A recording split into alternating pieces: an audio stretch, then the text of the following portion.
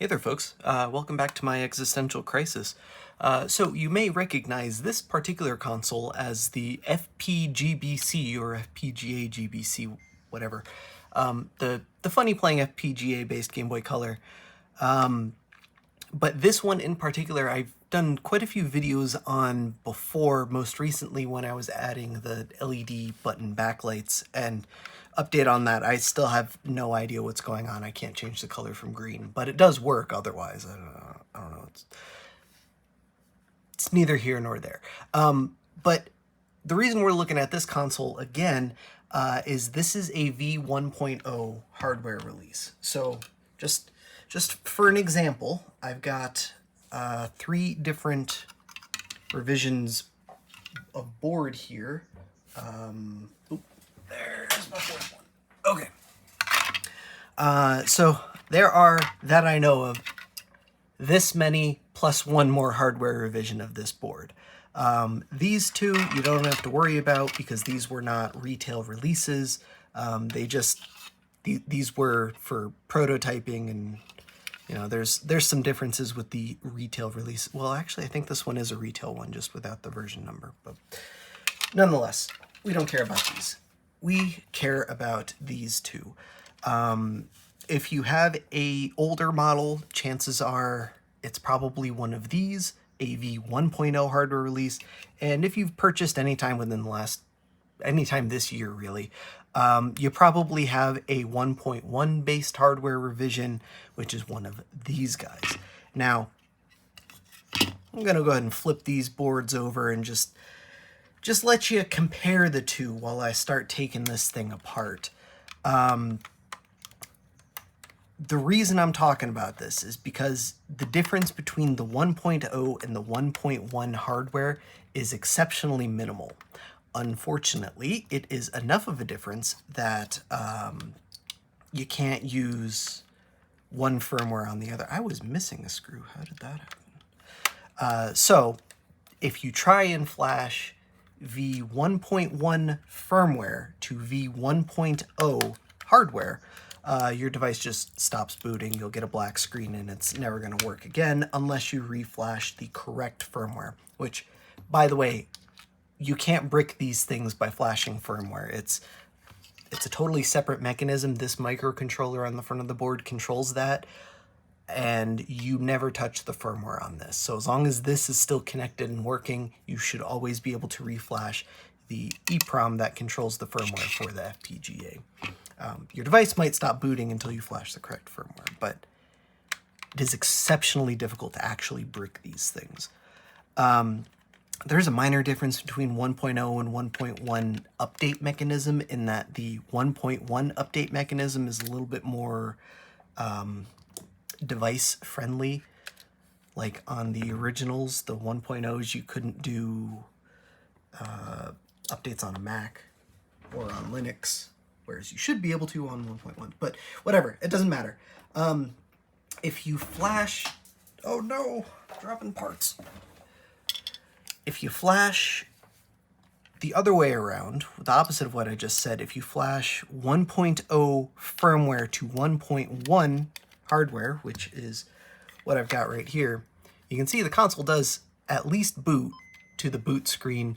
This is a 1.1 hardware device, and I've flashed the v0.89 firmware just really to prove a point that it does still boot, except that it won't boot games. So this is a working game. Every single game I put in this thing doesn't boot unless I reflash the firmware, but I put it on that version for a specific reason. We'll get to that. So, long story short, what we're going to do is we're going to try and modify the 1.0 hardware into a 1.1 version model and see if it'll take the update. I totally forgot if I already flashed something to this thing, and now that I've got it torn down, it's kind of difficult to check. I want to do this one just because it's already got some mods, and that makes it fun for me. But I don't know. I guess if you have 1.0, they're all the same. I'm going to be using this board as a donor. I know that like that kind of defeats the whole point of this mod, but this is a we're in the proof of concept phase. If this works, I can publish more or better information, and then maybe someone, probably not me, I don't think it's worth the effort of putting in to do that. Maybe someone can make a quick solder board and sell like a pre-assembled mod package to install the parts that are necessary. So that being said, long-winded, sorry. You know what to expect at this point, though. Let's be real. So the biggest difference, and really the only difference that I know of between 1.1 boards and 1.0 boards, is the 1.1 boards have an external crystal oscillator for the FPGA. That is why the firmware kind of works in one direction but not the other. The hardware itself, as far as I can tell, is identical. The power management circuitry, identical. LCD driving circuitry, identical. FPGA, identical. There are some differences between the battery charge circuitry and 5-volt primary regulator between 1.0 and 1.1 boards, but I don't think that's going to make a difference here, because this is all very low-level hardware stuff. In this corner of the board, we have the lithium battery charger for the internal, for this guy, and then that feeds into a power switcher. So if you're running off external power, it'll disconnect the battery from the circuit and just leave it connected to the charger. And then, you know, either external power or battery, depending on which is connected, goes into the 5-volt regulator here, which then feeds up to this main regulator.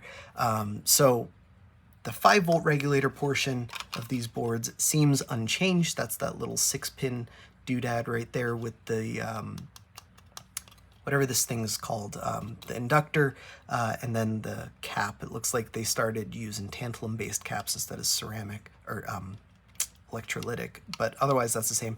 But they did swap out the lithium charge portion of it.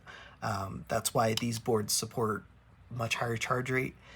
I think Funny Playing says, like, they do up to an amp now, but the real rate is somewhere around 750 milliamps, whereas the old board did like 350 milliamps. So yeah, it's faster. And then the audio portion is identical, except that they changed the port. So I'm thinking maybe we can just pull this oscillator off the new board, slap it onto the old board, and then flash new firmware to it, because even the firmware update mechanism is identical. You can just flash the wrong firmware to your board, and then it just doesn't work. I need to double check the orientation. I've got the new MHP50. We're gonna try and lift apart with this. I know the, that's a silly place for my finger. I know the little one, the MHP30, kind of struggles with multiple layer boards. Well, I guess pretty much all boards are multiple layer, but this is at least a 4-layer board. Ooh, beautiful. Okay, I need that, and I need this capacitor.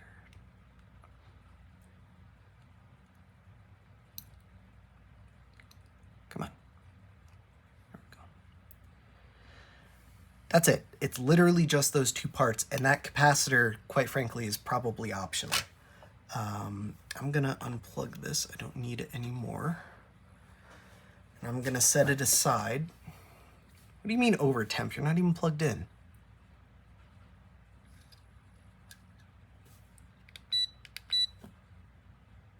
Huh. Well, that's a new one. Well, either way, I'm gonna set that aside before I accidentally rest my wrist on it and burn the crap out of myself. And this is not the one I want. This is the one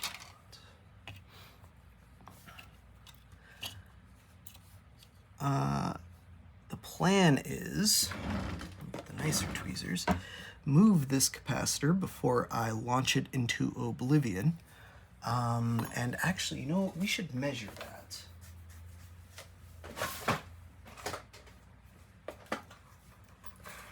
So Capacitors, unfortunately, you cannot test in circuit. You have to remove them, but fortunately, it's already removed. And my ESR meter is dead, so let me pop that on the charger for a few. It's wild how these things work. You gotta plug in the cable. It goes between the two halves, and then anyway. These things are cool. I don't use them often because my regular multimeter usually serves my purposes, but ESR meters can measure the, I forget what it stands for, but E, S, and R. So the properties of inductors and capacitors as well as resistors, but I'm normally not measuring inductors or capacitors, so the regular multimeter usually serves my purpose. Anyway, good Lord. It's just gonna be one of those days, I guess. We're gonna do this the lazy way because otherwise it's not getting done. This entire project has been living rent-free in my head for at least 3 months, probably longer in some form. And one of my friends was messaging me about it a couple nights ago. He's like, hey, so I have an idea. You know the difference between 1.0 and 1.1 boards? And I'm like, dude, I already know exactly where you're going with this, and I'm already on board. But anyway, he convinced me that maybe I should stop dragging my feet and actually work on this. So I'm going to use a little bit of double-sided tape on the back of this bad boy.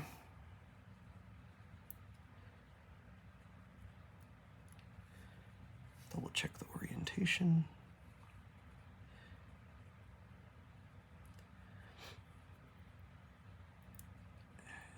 If I can get this backing off, holy cow.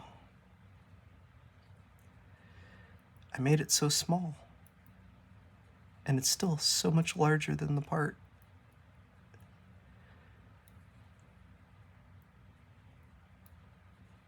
I will be using my microscope from here on out. This is very tiny. I just want to get this secured before I do so. And I'm going to double check that again in case I spun it around.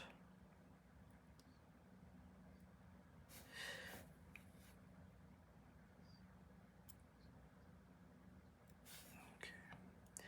Stick that exactly where it goes on the newer boards, and we just got to wire it up. Before I do that, let's see if my ESR meter is charged enough to measure this one cap.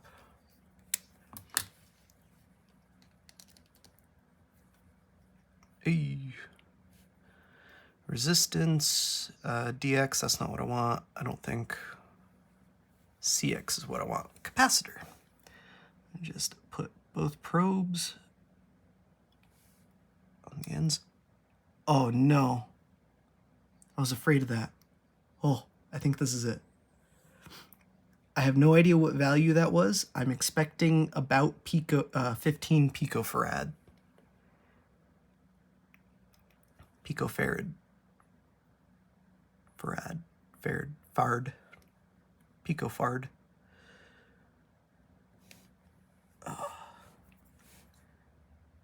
I've done this 3 times now, and I have yet to lose this thing. Should I keep testing my luck? Meter says 5 picofarad. If you can read that. Try lifting it up. 4.4. 5. I was expecting 15, but I guess 5 isn't that far off. Let me plug this back in. What did I do with the cable? Here it is. Because I never plan anything in advance, aside from the fact that I already plugged my microscope in, so that hopefully I don't lose the footage again. I've already beeped this thing out. I already know where everything goes, I hope. Let me get that in focus.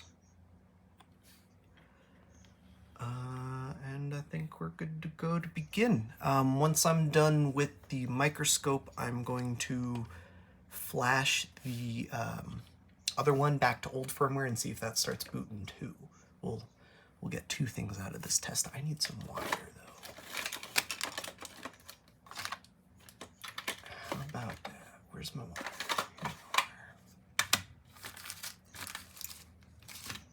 Very little wire, but wire nonetheless. I think enamel magnet wire is probably the way to go here. Yeah, there it is. I have some enamel magnet wire.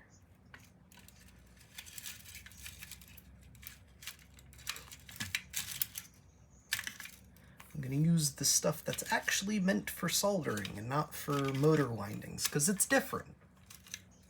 The coating on the stuff made for motor windings is quite a bit more durable and much more difficult to actually strip off the wire. Okay, let me start recording. Already forgot. I already messed up. All right. So here is the part I have swapped down, taped down. Top is on top still. And here is the old board, just for comparison. As it turns out, Funny Playing did just straight post a picture of their board in their ECAD software.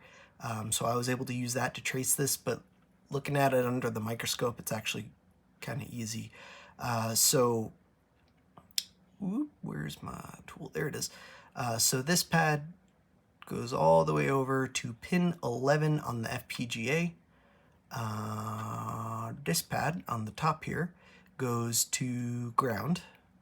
This pad on the bottom here goes to this capacitor, which goes to ground, and then this side goes to the 3.3 volt, or 1.8 volt rail, which is right there.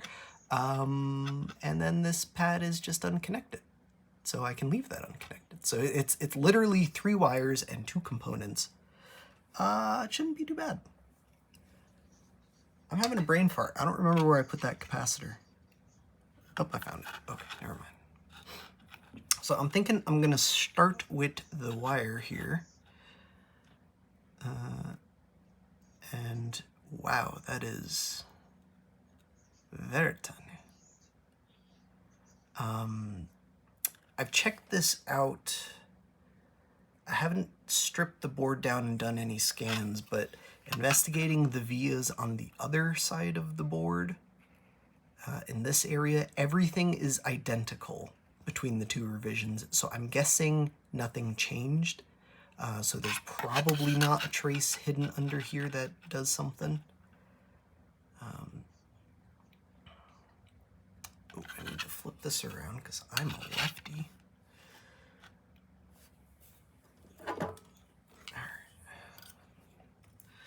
Let me stop rambling and actually start working. It's almost 20 minutes into this video.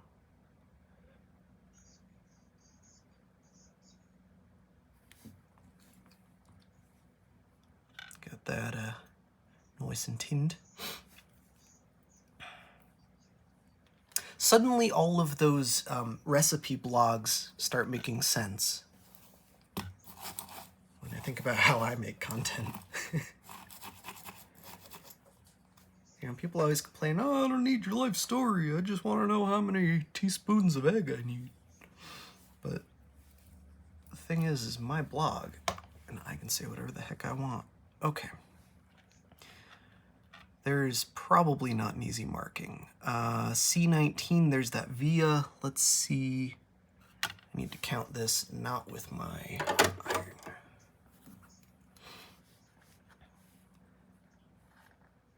So we've got 1, 2, 3, 4, 5, 6, 7, 8.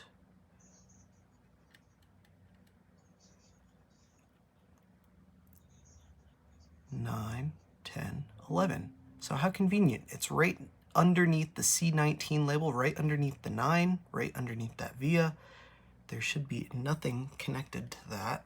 I'm sorry, I'm having a hard time seeing it. Ooh, I think it's just a bad capture. Turn the brightness down. Yeah, there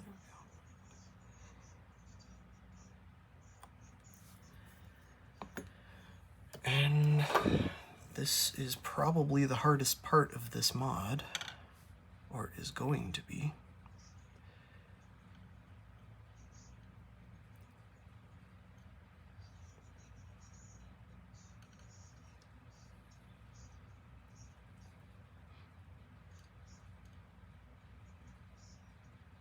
There we go. Nice and tuned. And I'm actually going to turn this even more. C19. And try and slip this in here.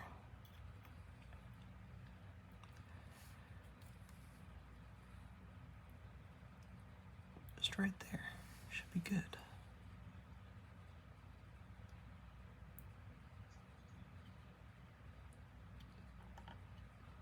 Oh, that ended up on the wrong pad. Let's try tweezers. How about?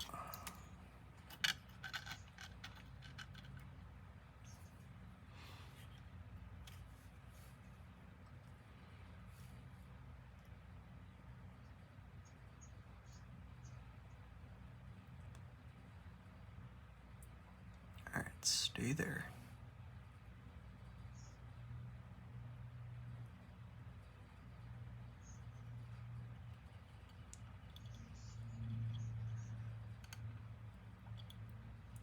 Problem with doing these videos before lunch is that's all I can think about the whole time. That seems solid enough. Find out in just a sec. Let me put the iron down. Get a nice little tug. And I don't like the way that's stretching. Feels like it should be a little more solid. So we're gonna try that again.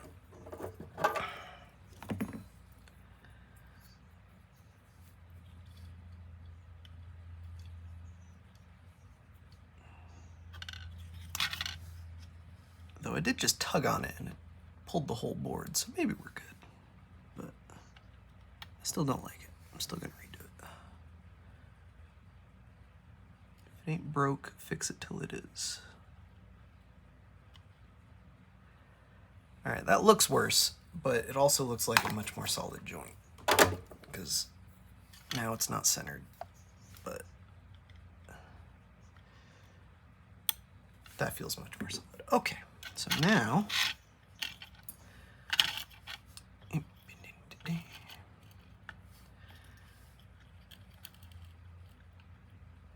gonna bend that around.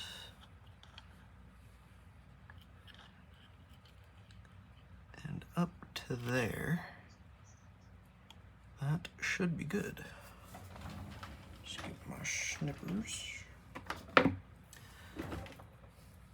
I put this stupid project off for so long because I did that thing where I plan out in advance, okay, I need to do this, this, this, this, and this to get this project done.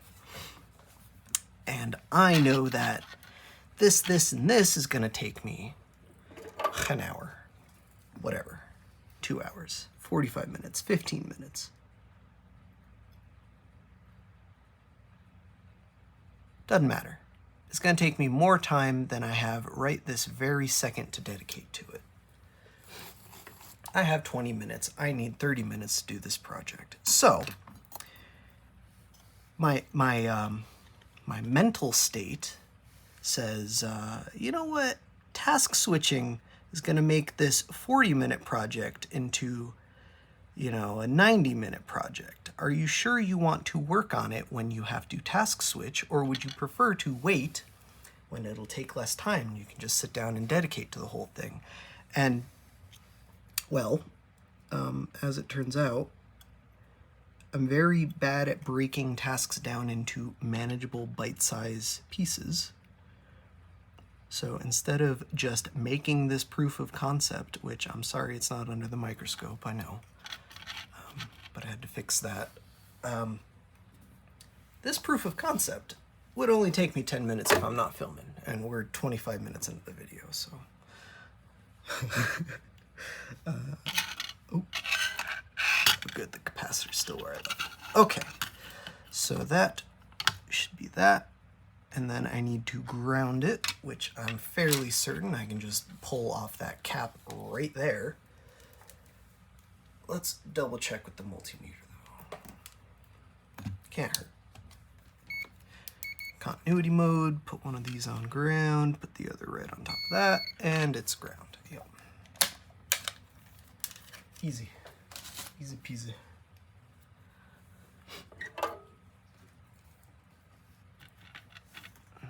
This again. Where'd it go? There it is. I'm gonna pull off a C15 here. I have no idea if that's a good idea or a bad idea, but it's there, and so is my ground. I'm gonna tin that one more time. Because these are using lead-free solder, and I am using leaded solder. I'm going to take one of my component leads here from some resistor for some project that I don't even remember. Let me flip that around.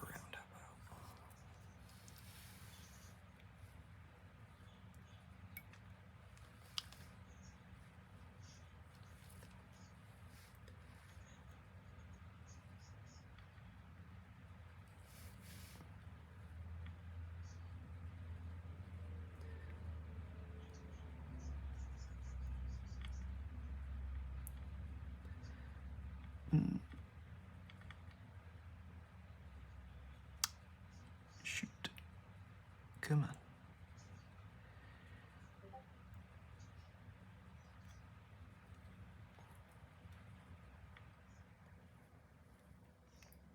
There we go. Didn't have enough solder on my tip. Getting any of that residual in. If you were looking at the component layout before I did this, and you're concerned that I've got these swapped, well, I am too, but remember that the crystal is upside down, so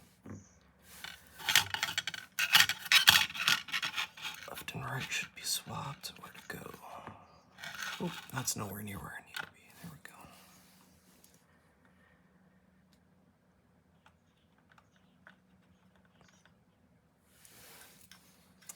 go. There we go. Looks nice. Nice and solid.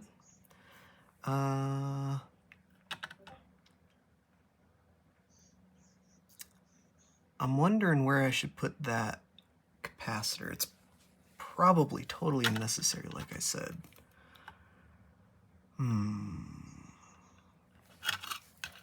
Before I do that, let me figure out where the voltage source I need is. Oh, I gotta plug this in, don't I?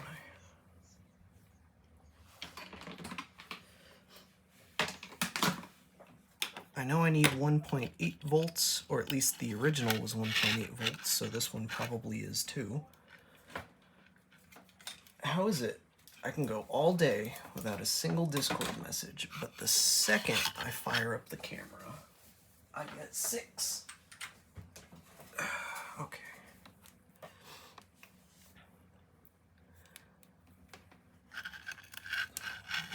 Check the voltage here. Fairly certain you can't see that. This middle one is the one we want. Yeah, that is 1.8 volts. That is C49. That's what we want. I thought I muted that. I'm sorry. Try that again. Okay.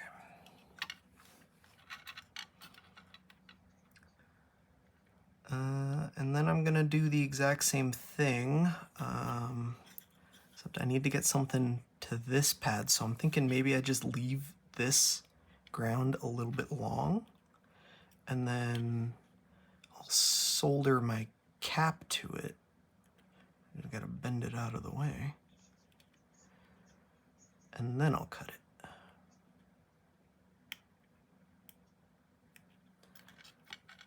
I gotta make sure that's not contacting anything though. Okay. Let's start by tinning that.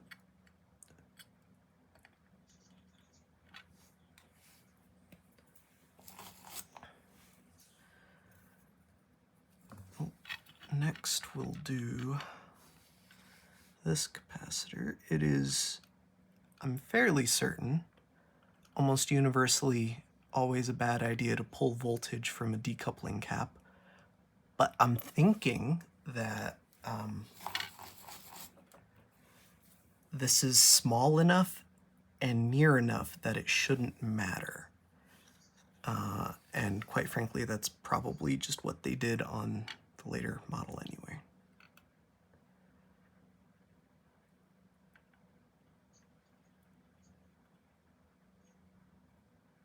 Ooh, that's terrible.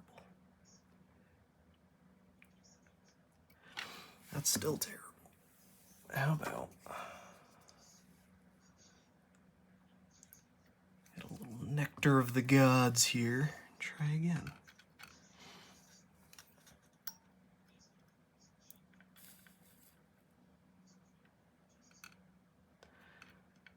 Better.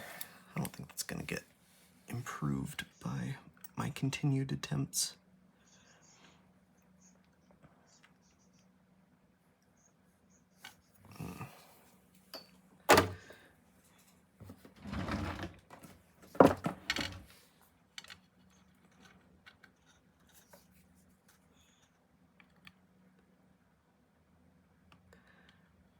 I think I need to trim that now, because I need to reshape this to get it out of my way.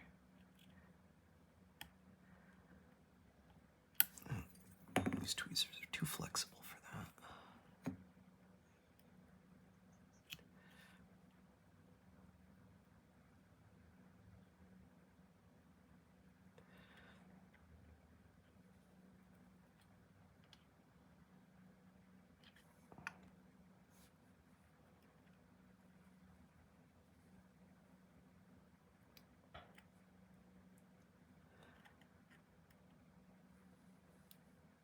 There we go. I feel better about that. And then I can take this one. I'm fairly certain this is just not connected, but just in case it does something on the part side, since this is not insulated, let's go around it. How about?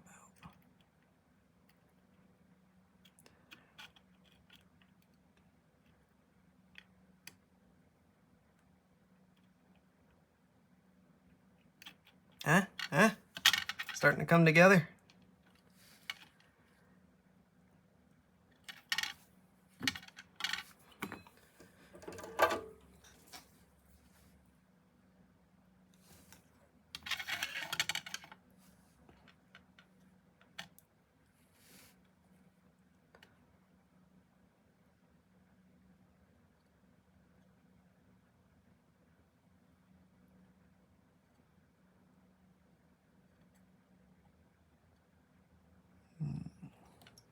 Oh, I didn't put nearly as much solder on that as I thought I did.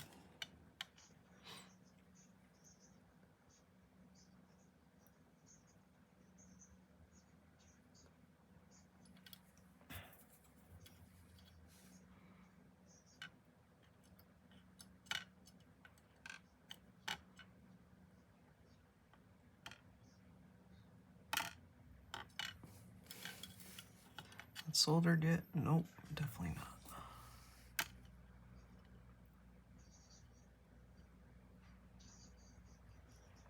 It's one of those scenarios where I think depth perception would make it. Uh-oh.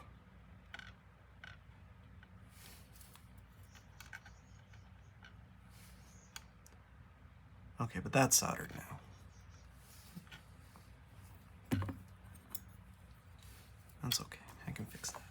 fix that. I can fix it.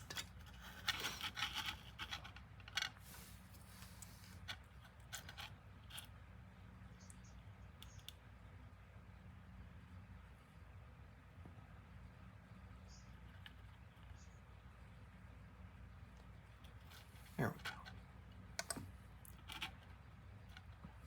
And now I just got to put the capacitor on top of this madness.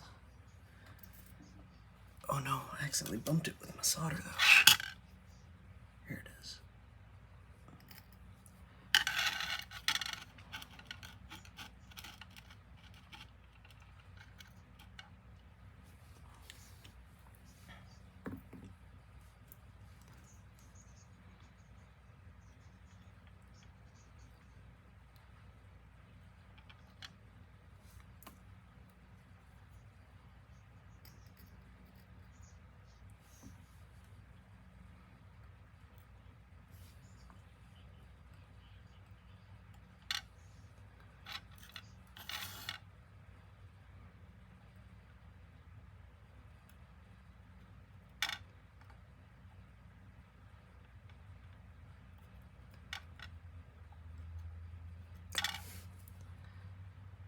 When it gets like stuck to the tweezers at a really crappy angle.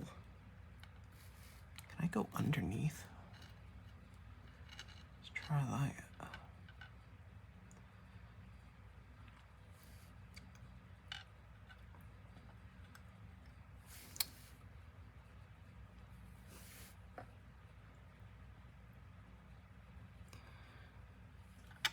If this works, it's going to be a total miracle.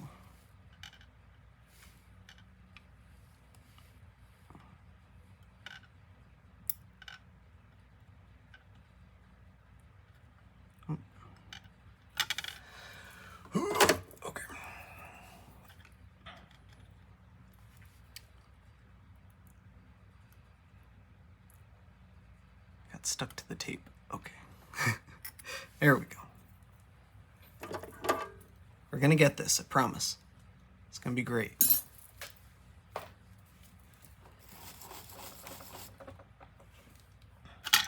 Oh, unless I keep doing that.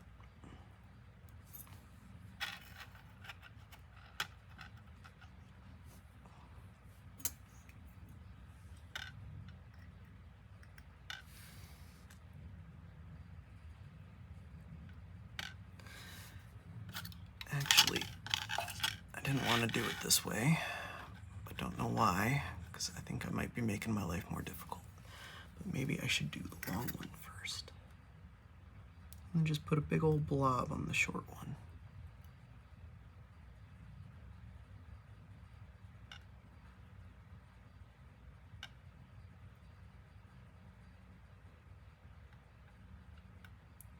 So look at that. That's on there. That's not going anywhere. Spin it around again. And then we just add solder to that until it hopefully doesn't fall into the iron. Great.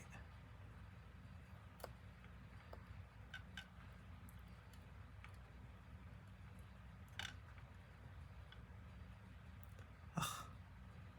Incidentally, too much flux.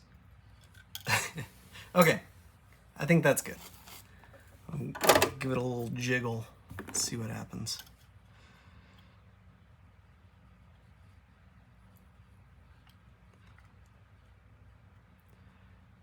Yeah, I think we're good. Dope. Just trim that up.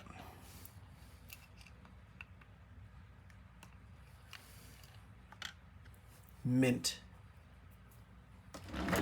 Just like from the factory, right? All right, that's it. We're done. Stop the recording. Switch back to the overhead here. Turn that thing off. Hopefully I don't lose my footage before I get this spliced together. And if all goes well, I should be able to just put this back together and it should just work. I don't remember if I already flashed it, so I'm probably gonna have to reflash it, but it's really not that big of a deal.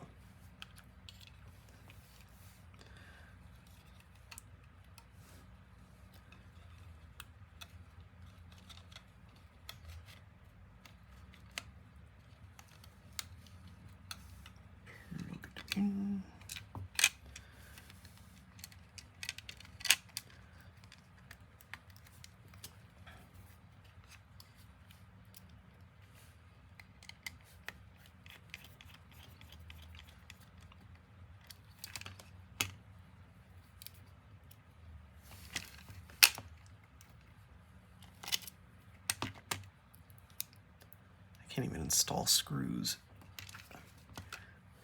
Good Lord. All right.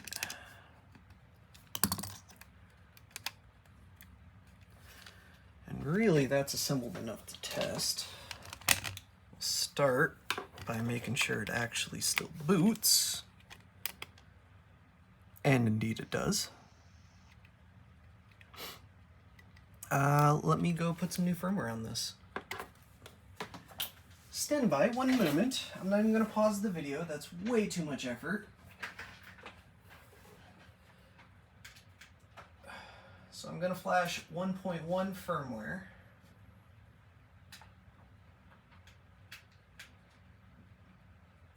No, I'm not, because this USB cable doesn't work. But it'll work if I plug in a battery, though.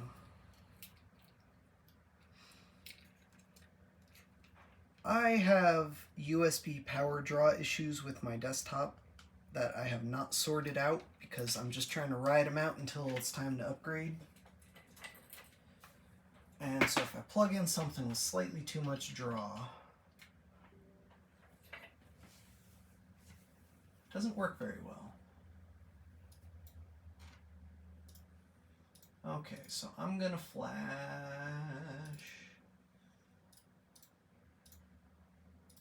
How about 1.9? See what happens.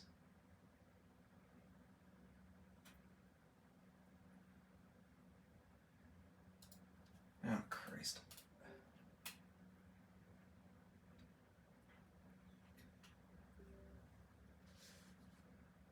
Okay, so it's not working, and yeah, I'm sorry, that's kind of disappointing. But remember when I said these things have temperamental updaters? Let me try it again.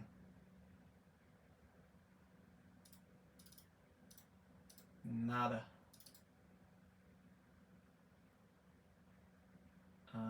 Okay, how about old firmware then?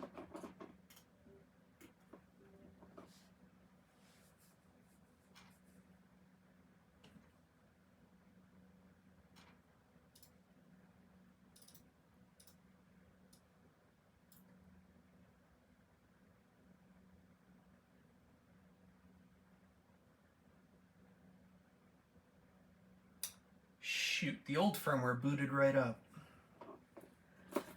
I'm thinking it's not an updating problem. Well, that's unfortunate, but I don't know anymore. I don't know how to fix that. So on the old firmware, just boots right up. This is probably 1.02. Yeah, 1.02. And if I plug a game in, let's see if that works.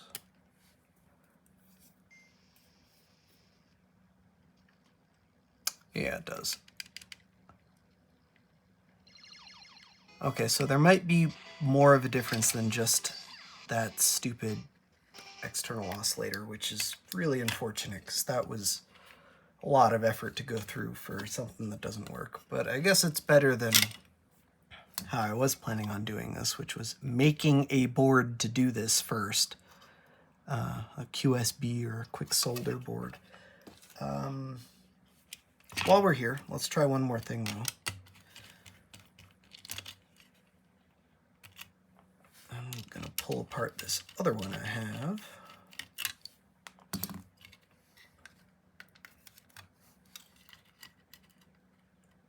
This is also 1.0, because why not? Of course it is. Oh, I gotta plug the screen in. This donor board did not have a working charge circuit or working audio, but it did still boot games. So I'm curious how it's going to respond. I don't recall if I reflashed it preemptively. I don't think I did.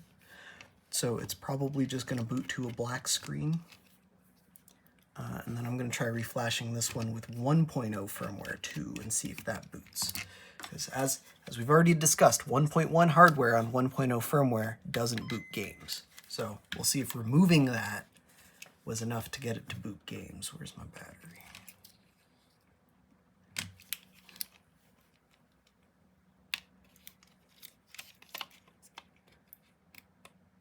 Yeah, black screen, as I suspected.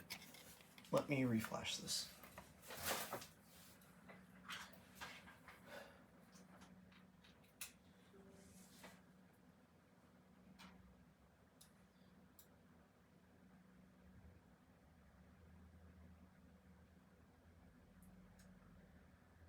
Come on, you can do. Go, go. Ha! So maybe we can go the other way, because this thing immediately booted as soon as it finished updating. This is the 1.1 that I removed that from. And so now we're on. Doesn't matter, because the old firmware bugs and crashes if you don't have a game in. Let's put a game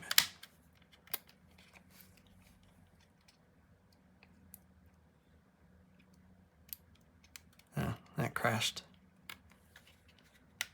Okay, so I don't think this is booting games either. I think there's one other change besides the crystal oscillator.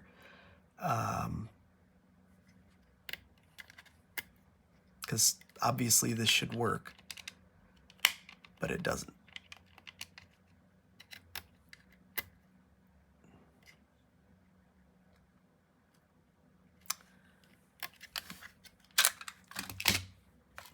Do an idiot check.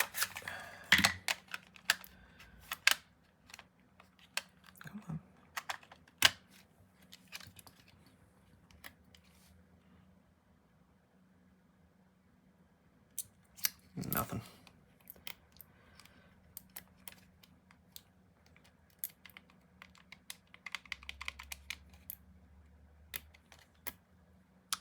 I don't think that was the save button, was it? Nope. Ah, I love this old firmware.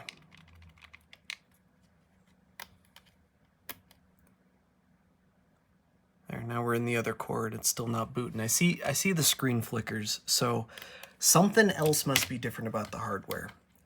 That's kind of disappointing. I was really hoping it was just that, but it isn't. I'll bet there's a resistor somewhere that I'm not expecting, or vice versa. I'm gonna have to pour over these a little bit more and see what's going on, but I guess that's it. Unfortunately, not every video, not every mod ends in a success, but I'm not done yet. I've got so many of these freaking boards. I can keep throwing parts at it until I get it working. I'll keep working on this. I'm not going to bother linking to a compatible oscillator because I can't even get this one working yet. But the important parts that I know of is it's 1.8 volts and 40 megahertz. Seems to be a pretty common configuration, though this specific one from YXC appears to be out of stock, but I doubt there's anything special about this one. And I guess one more thing while we're here. When I was looking at the data sheet, YXC recommended a 15 picofarad capacitor, which is why that's what I was expecting. So I don't know why Funny Playing used a 5 picofarad capacitor, or maybe it was just a read error with my tools. I don't know. Or maybe it is supposed to be 15 and it's just crummy cap. Who knows? But I'll keep poking around. Unfortunately, the components are not labeled on both boards, so it's kind of hard to tell if something's a different part but in the same place. But ooh, I do see some differences on the power supply circuit. I assume they were the same. They're definitely not the same. There's 1, 2, 3, 4, 5, 6 resistors here that aren't here. This one just has capacitors and inductors surrounding it. This one has extra resistors. I don't know what that's about. Same thing over here. I'll have to look into these part numbers. Well, actually, let's see. That's EA305. Some shmoo on there.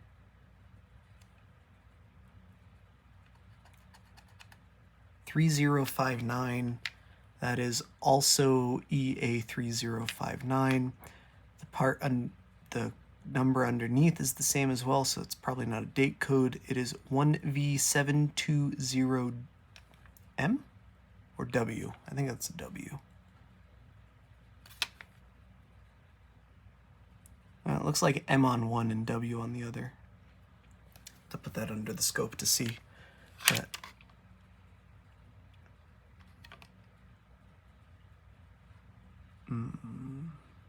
yeah, I don't know. I'm not gonna find it by just staring at these boards, so I'll do some magic, see if I can get it working, and I'll post a part 2 if I ever do. So I guess spoiler, but there you go. Now we know. Now we both know. Thanks for watching. Thanks for sticking with me, even though there was no good payoff at this junction. But I don't know. Maybe we'll get there eventually. There's gotta be something. Maybe I missed something silly, but whatever. Catch you all next time. Thanks for sticking with me.